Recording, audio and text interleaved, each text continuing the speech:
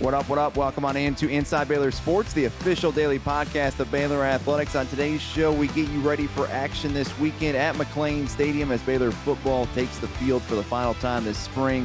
We'll also discuss what the summer looks like for Baylor Football. Don't forget, you can catch Inside Baylor Sports every weekday. You can also watch the video version for free over at BaylorPlus.com and on the Baylor Athletics YouTube channel. Like, subscribe, rate, and review the pod, and follow Baylor Plus today on X, Instagram, TikTok, and Facebook. It's the official content network of Baylor Athletics. Thank Netflix for your Baylor Bears. Download the app on your mobile device and sign up for your free 7-day trial today at BaylorPlus.com. It's Wednesday, April 17th, 2024. Justin Hoff alongside, looky here, former All-Big 12 linebacker Elliot Coffey. You're alive and well. Man, you're looking good right there.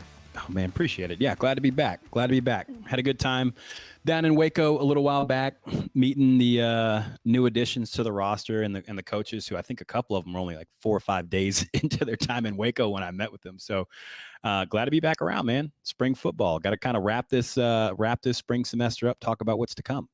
Yeah, let's jump into those interviews. So on campus with Elliot Coffey, you can go on BaylorPlus.com to check out all the interviews, all kinds of interviews, library. I mean, you must have done 15 or 20 of those, but any stand out for you? Let's first look at the coaches. Any of the coaches stand out? Which conversations you enjoyed the most? Yeah, so, I mean, selfishly, I always like talking to coaches that have been head coaches in the past. Coach Spav is a guy that I followed his time when he was at, U of H, of course, his time that was at A&M, his 2 different stints at West Virginia, and then, the rally that team had against or in the Pac-12 last year at Cal to become bowl eligible was one of the greatest runs and quite frankly, one of the unsung stories of the college football season last year. And so had a really good time talking to him. I mean, he and I are similar ages. He's coached with a lot of guys that I either played with or people that I know well. And so kind of hearing his approach to, hey, here's what the offense was. Here's what we're looking to accomplish. Hey, here are some of the new, resources that we're putting in place to make sure we accomplish that. That was really fun. And then I think there were some other coaches that were in there as well that, NOK Beckterfield, as he and I were sitting together, he coached Aaron Donald at Pitt. Aaron Donald's announcement that he was retiring buzzed on our phones in the middle of our interview. So he gets to tell me kind of his experience with coaching arguably the best defensive tackle of my generation. And so it was really cool to kind of have those one-on-one situations. And then, of course, I'm sitting here because I've got all these names that I'm trying to remember. But, I talked to Mason Miller. He's a new offensive line coach. One of the cool things about him is that, he was the offensive coordinator at Tarleton last year, and he's going to coach against Tarleton week 1. And so you're going to have that inside perspective, and I'm interested to see how his knowledge base around that will contribute to our success against Tarleton. But the funny thing that he said to me that I've just kind of been laughing at, and I think you guys put it in the clip, is he said something to the tune of, my job on earth is to spend time with big humans or something like that. Or I love to, spend my time with big humans. And I always joke that offensive linemen outside of my core group of guys, offensive linemen are who I hung out with the most. And so I had a really good time going through and interviewing the different coaches and kind of hearing what their stories were. There was one more coach that was in there. So Jared Anderson, of course, came from a 20-year career at TCU. And so within that 20-year career, he coached against me 3 different times. And so he looked at me and he goes, number 4, he goes, I hadn't seen you since 2011. And it mentioned 3 different plays from the game that I played in, 13 years ago. And so I thought it was really cool because he's, clearly one of the premier, recruiters of a really lush region, East Texas. He's a guy that's from East Texas. I think he's from Tyler. And so it was just really cool hearing him tell stories. He knew Coach Bennett, who was my defensive coordinator senior year. And so it was just really good, sitting down with those coaches, hearing those old war stories, talking about where our storylines cross from time to time. But all in all, it was a good time. Yeah, I was going to ask you about Jared Anderson. That's just how it goes. You think about Mason Miller. It's almost like if you're running late to a meeting, you get all the red lights, and sure enough, you move to one school, and the next year you're playing the other school you're just at. But Jared Anderson, I mean, the fact that you went up against him, had multiple battles, and here it is, full circle. And the same thing with Jake Spavital, right? I mean, he was at A&M for a long time, which is just down the road. They had just moved to the SEC, so a lot of fans were keeping an eye on them and what was going on with Johnny Manziel. Then he goes to West Virginia. It feel like Jake Spavital was never on staff with us, but we always had an eye on him. And so for now, him to be on the staff, I think is pretty cool. He's played a lot of Big 12 football, and he's played and coached a lot of football in the state of Texas. And so I think his understanding of how you win, not only in the state of Texas, but win in the Big 12. Like, I think that's why I was so excited about his hire, because, you know, you can come in and, you know, you can try to read as much as you want and do the research, but nothing beats the actual hard work going out there and seeing it. So the dude can score points. He wants to get vertical. He wants to throw the football. He wants to move back to a type of offense that we enjoy watching. And I think we'll be successful with it. So I'm glad he's here. Yeah, I wanted to ask you about that too. The fact that I think in one of the interviews he had said, or maybe another coach had said that, hey, a lot of the offenses we go up against are spread. You know, maybe it's a defensive coach. And the fact that now you're having to practice against a spread offense, can that help this team? Because the last couple of years, it's been the opposite, right? The offense has been much, much different than spread. Yeah, it certainly hasn't been a spread. I mean, it's been more of a traditional wide zone, right? Everything a little bit tight in different personnel groups. And so I always say that I think the spread is good for us in particular because it takes a long time to develop an offensive line in the Big 12. Like, you're going to have certain guys that come in and, you know, you look at our left tackle with Alvin Abasile, right? Like, he's a true freshman, or redshirt freshman that was out there on the outside. The Barrington brother that's playing right tackle, he's somebody that had played guard. And so if you look across our offensive line, you had a bunch of people that were playing out of position. You had Colton Price that was playing center, that was a freshman, right? So you had a lot of either young guys or people that were playing out of position because you needed somebody and they were the most equipped to do it. And so anytime you don't have people that are either pretty tenured in their position or just dominant at a young age, the spread allows for you to make some mistakes and still have success.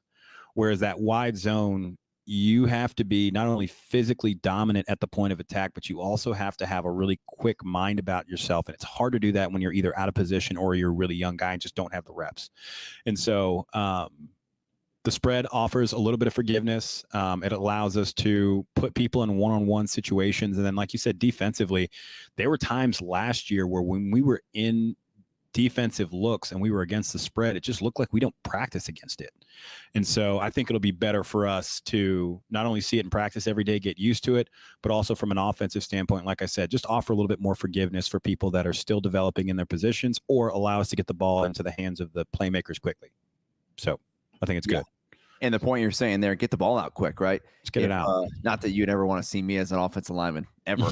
But if I was, you want to get the ball out within 2 seconds, right, before you get hit. So thankfully, the spread offense gives you a little bit more wiggle room there. A couple other coaches we didn't mention, Keenan Hall and Jamar Chaney. Keenan Hall, man, he's got a lot of cool factor to him. You can just tell why he's so good in recruiting. He's just a relationship builder. There's certain guys that just have that it factor in relationships when you talk to them and you feel something. And when you were talking with him, I felt something. I wasn't even there.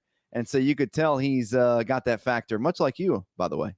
Appreciate that. His confidence is tangible, man. So it's like, you sit there and you talk to him, and the reality of the coaching world is that you want people on your staff that have aspirations to be above and beyond what they already are. So the reason we got him away from SMU is because we gave him associate head coach title. Like, that dude would have absolutely sat at SMU and potentially moved in if Rhett Lashley decides to move on. Maybe he's the next guy up, right? So a ton of potential from him, but he was very upfront and honest about, hey, look, this is the next step in my career. And he goes, I want to work with these relationships. He goes, I want to work with these young men. And I felt like he meant it. And if you look at his track record of who he brought to SMU, which hasn't historically been a location that top recruits want to go to, right? At least it wasn't when I was getting recruited, and it hadn't been at least for the last decade or so. 4 stars left and right. Not only 4 stars, but 4-star guys that end up getting drafted and end up being really effective players in the NFL. And so I think that there's a real factor that he has that resonates with not only the kids that he's recruiting, but also the families. And then I think that, Coach Aranda and staff saw that in him and said, hey, this is something that we need to have on our roster. And so I think he's already picked up a couple big recruits. I know we have a 4-star running back commit from Oklahoma that I know he's bringing in. And so excited to see what's to stand. But the other thing too is he's coaching arguably our most talented room on the team. 100%. Right? I was going to ask you about that. The running backs, that's a crop that's really talented. Bryson Washington didn't get a chance to watch him last year in season much, but I will say during the preseason, he was as good as anyone back there. And during the spring, Bryson's looked really, really good. It's funny. I mean, my immediate mindset went to Dom Dawson and Richard Reese, but everybody's been talking about him. You've heard his name come up over and over again. And that's the first thing that, that Coach Hall said to me is he was like, hey, we got this other dog in here too. Like, I know you're talking about these three. And he's like, they're going to contribute. Don't worry about that. We'll make sure that they get there. They eat too. But he's like, we got this other dog in here as well. And so I think we heard kind of the same thing, right, during training camp, that he went and had a really good training camp, but it just didn't, things didn't shake out in a way where, he got the reps. But yeah, he got banged up. And that will be a telltale sign anytime, like a young player, you get banged up, you get buried a little bit on the depth chart. The season goes on, and you're trying to pick up the playbook and learn things, and it's not necessarily easy when you're 18, 19 years old as a freshman playing there a power of 4 football. And don't get it twisted. Those other 3 guys, and Richard Reese, he's looked really, really good. Yeah. I would say Richard Reese from the highlights, everything I've seen, looks as good as he's ever looked at Baylor. So looking for a big time season. We know he had a great season as a freshman. So want some more of that coming up this fall. Of course, this weekend, that will wrap up the spring football season. And the format for the green and gold game is a little bit different. The format for the day will focus on a traditional practice with limited team competition periods during the event, with a change in structure of the event from past seasons geared more towards productive practice. There'll be no broadcast or streaming option. You go back to 2019, we had some rain. There was no broadcast then. There are a handful of schools that do not have a broadcast this season as well in the Big 12. I know, Elliot, you wanted to see a broadcast because you're not going to be here, but of course I can kind of break down what happened.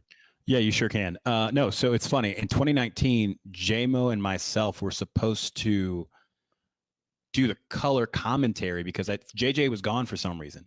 And so it was going to be the 2 of us on Fox Sports Southwest, I think is what it was. And so it got rained out, and so didn't end up doing that. They ended up going to the indoor and doing a kind of a de facto spring game in there. But I mean, I've talked to buddies that I have that coach all over the country, and I think there's supposed to be a lot of storming on Saturday. So there's a chance that there's a whole lot of spring games that don't happen. From a format standpoint, I mean, I'm selfish, Justin. Like, I think it would be nice to see in a game format the new pieces and how they act live, right? Because I think it's one thing to go in practice. I think it's another thing to go full stop scrimmage. And then of course it's another step to go out there and play against somebody else. And so a little bit disappointed on my end, but I always say this, I'm not in the coach's office. I'm not in the meeting rooms. If they're making the decision not to do that, maybe they're trying to limit injuries. Maybe they're trying to limit, the amount of, bang plays you have going on out there. For whatever reason, if they're making this decision, then it must be the right one. Am I disappointed? Yes. I would love to see a scrimmage. I would love to go back and watch it. In the past, anytime we have spring games, I like to, for the next couple months, kind of go back and watch over them just to see, hey, who popped? Who do I think is going to be? Because people always ask the question at the beginning of the season, well, who are you excited about? Who do you think is going to go out there and show? And I'm like, well, the spring game is typically something that I use to do that. But Justin, if you have your cell phone out there on the sideline and you just record it, like live stream it, I'll watch that. That'll do the trick. Okay, old school Periscope. I will say, I think that people make too big of a deal with the spring game results and what you see in the spring game. And I think exactly what you're saying right there. You're just telling us that you're doing that because it's the last thing you have, right? And it makes sense. It's human nature to go back and watch it and detail and analyze it. But, at the end of the day, it's just one game, right? And it's a spring game. And I don't care if the spring game is televised or not televised. They're usually not showing your hand because those teams are going to watch you. So I think Elliot might put too much stock into what he's watching with the spring game. But yeah, I'll feed you some insights. Okay, I'll feed you some insights all summer long coming up. But I will say all summer long for this team, they'll have to turn their attention to the summer after Saturday's final practice there, because you have the transfer portal. The window opens officially yesterday, actually, and it closes at the end of April. So we'll see maybe some work back in the portal. You have any we can do portal shopping all year. Any things that you're looking for this team to kind of finish this out? In the portal? Yeah. Justin, there are, but I want to be careful about how I say this because I don't want to any one position group that may listen to this feel like I'm saying that they're not enough. I want to go ahead and front run that I'm going to say that by saying that I'm not doing that. I think that clearly offensive and defensive line are an area, particularly defensive tackle, right? Two medical retirements in one offseason is, unheard of in my eyes. That's a position that we are already limited with and just need bodies and need big bodies that can get in there and disrupt. So defensive line there, I think that, offensive line depth and competition is never a bad thing there. And so I think that if you can get some people that can maybe help on the edges and then get another really nasty guy as maybe a swing guy there and as a guard, I think that would be fantastic. I think I'd also wouldn't mind another big, tall receiver, right? Keytron's going to be the guy. Hopefully, I've seen a couple videos of him from the spring and it looks like some things are going well with him, but it'd be nice to have another, 6'3", 6'4", just kind of throw the ball up there and kind of get him receiver. Quarterback position, running back position, fine. Defensive line, like I said, I've already announced that. Linebacker, I think we're going to be pretty solid at linebacker. Keaton Thomas, I'm excited for that boy. I think he's going to be a heck of a player. And then I think we filled in a lot of the blanks in the secondary, right? And so a lot of my time with Cam Jenkins and Simpkins and the rest of those guys. So I think that offensive and defensive line is what I'm really looking at. Maybe you get one more receiver in the portal. That's about it. What do you think, Justin? Yeah, I will say, can you possibly have too many quality O linemen and D linemen, or is that not such a thing? I don't think so, man. So then that's your answer right there. Go there and kind of shore up those areas, because it's going to be a long season. And you think about 12 games in the regular season. We broke down what September looks like. It's going to be a battle. A lot of those teams in September, Elliot, if you remember back a couple months ago when we talked about the schedule, they're not your most friendliest competition in terms of their teams that are going to smack you around a little bit. Utah's and Iowa State's and BYU's, some tough games. And so you're going to need some tough players and you're going to need that depth.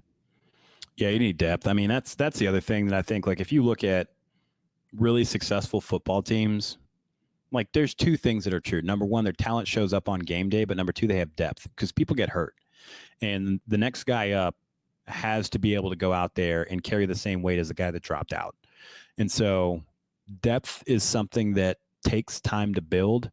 And if we could get a couple more, like you said, a couple more offensive linemen, I know we have some young guys. Here's the other thing too, is like, what young guys are going to step up that we aren't talking about, right? You hear about how we had, top 10 youngest roster in the country last year.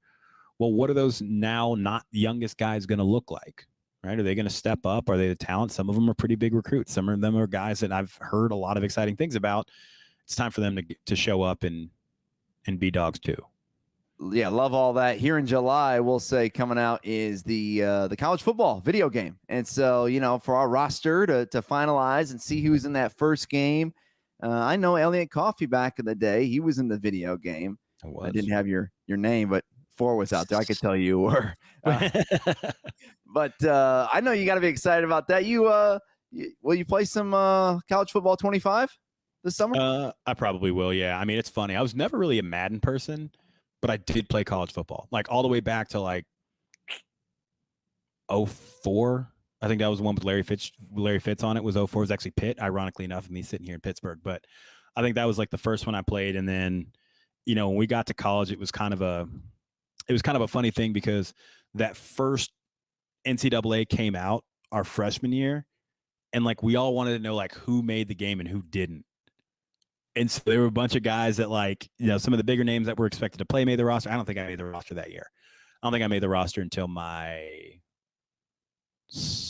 redshirt sophomore year, but then I was an impact player my senior year, so that was kind of cool. But yeah, I'll play it. I'm going to get it. I'll just download that sucker. I'm a PS5 guy, and so I'll get on it. Same here. Might play some online games with you.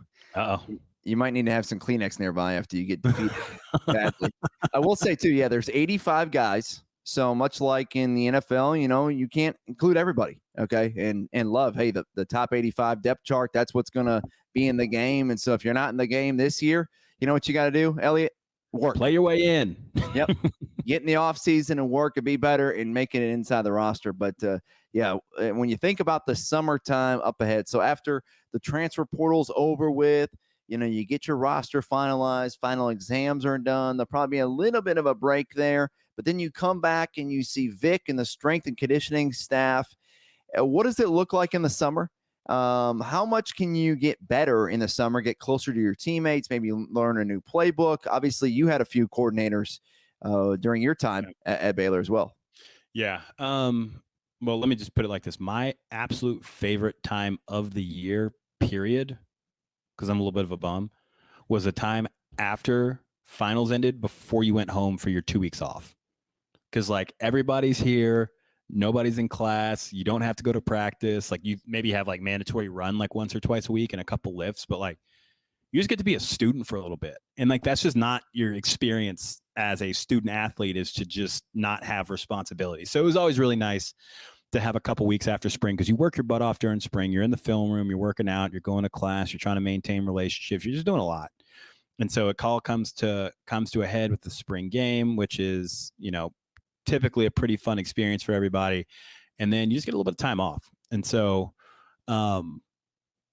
summer workout is infinitely harder than I can ever imagine. I just remember every year thinking to myself, like I would go home. I was actually thinking about this before I was here. I used to go home and I had a trainer that I worked out with. And for those of you that don't know, I'm from Southwest Houston, town called Sugar Land. And so it's a factory for NFL players, right? So there's just a ton of like kids of NFL players or guys that come back and train. And we used to just go run in the freaking Houston heat in May, where it's like, at that point, it's 90 degrees, but it's 100% humidity and the sun just sits right on top of you. And we used to just go run. So I used to come back for summer training, and you always had like a running test that you did when you got back to make sure that you were in shape, that you weren't just out, goofing off and not staying in shape. And I always made sure that I was going to whoop everybody in that run test, because I wanted to let coaches know that like I was serious about this every year. So up until I think my senior year, and I got a pretty nasty high ankle sprain, so that affected my ability to do like long distance running. I used to run, even though I was a linebacker, with the intermediates or with the skill position. And so I would keep up with like, I'd keep up with like the corners and the safeties, even though I was, 235 pounds. And so you come back, you typically have some type of run test. And then I got to tell you, there's just less distractions during the summer, right? It's 2 months of just you and your boys getting your butts handed to you every day, except for, I think we had Wednesdays off. I think we went Monday, Tuesday, Thursday, Friday was our summer. You're in class 5 days a week, right? Because the semesters are shorter. So you have a class every day. You don't have the on and off schedule. And so you get really close with the professors because you're some of the only kids that are on campus. You get super close with your teammates because there's nothing. Well, when I was in college, there was nothing to do in Waco in the summer. So you just had your boys and you had to make your own fun. And so, you grind away all week. Man, we used to go cliff jumping. What's that lake that's outside? Lake Whitney? We used to drive to like Lake Whitney on the weekends and go cliff jumping and play around the lake. It was a good time. You weren't supposed to do that. You shouldn't be. I guess your days have passed, so you can. Yeah, bro. I've been out for 12 years, bro. 13 years. Nobody cares if I was cliff jumping in Lake Whitney with 10 other teammates. But nobody got hurt. Nobody got hurt. Nobody got hurt. No, but it's all that matters. It's all that matters. No, but it is summer. Some of my fondest memories in Waco because. Like it's like almost like trauma bonding. Like I can't think of a better example of what it is, but it's really meant. And I heard this strength coach from. He was at Michigan. He's now at the San Diego Chargers. He's actually a guy from Pittsburgh. But they asked him kind of what his mentality was going into the offseason, kind of preparing for the season. And he goes, people always talk about breaking players down. And he goes, I don't want to talk about breaking players down. I want to make them harder to break. And so I felt like the entire mentality of beating us up in the summer wasn't about breaking us or breaking us down. It was about making us harder to break. And so that was focusing on the classroom. That was being your film studies. That was getting bigger, faster, stronger. That was always something we said, but it was also forming that bond between you and your teammates that you just don't have time when you have everything, during season with everything going on and homecoming and in school and all that stuff. You get that opportunity in the summer to really kind of build that bond. And I felt like, the years that we really made big leaps, which were, between my junior year and my senior year, man, we were so close in the summer. Like that was such a formative time for all of us. Yeah, and I'll say this much: I can just I didn't play, but playing in my video game, or just watching as a fan a lot of times, and just being around sports, you could say as much as this. At the end of the day, when it's 4th and 1, you don't have the fans, you don't have your coaches. What you do got is your brothers out there on the field, and so you guys need to figure it out. There's a coach, Trent Dilfer, says this at UAB. He doesn't exactly know who he wants to get, but he likes to have a bunch of people who just figure it out. And so at the end of the day, this team has time in the offseason to figure it out before they go into, a battle. And that's what the Big 12 is going to be next season, looking at their schedule. So it should be a lot of fun, Elliot. Looking forward to, hopefully you got any big summer plans this summer? What's popping? No, dude, I'm just ready for the sun. So it's like, you guys can't see it, but it's like beautiful. It's like 77 and sunny today here in Pittsburgh. I just want to be here and enjoy the weather because it sucks for like 6 months out of the year. So it's nice in the summer, so I'm going to be here. And it'll be 110 degrees here in Waco, Texas. But that's right. Come on to Pittsburgh if you want to cool off a little bit. All right, that'll do it for today's edition of Inside Baylor Sports, a Sport and Story production. Thanks for listening. For Elliot, Coffey, I'm Justin Hoff. Have a great Wednesday, and Sic 'em Bears.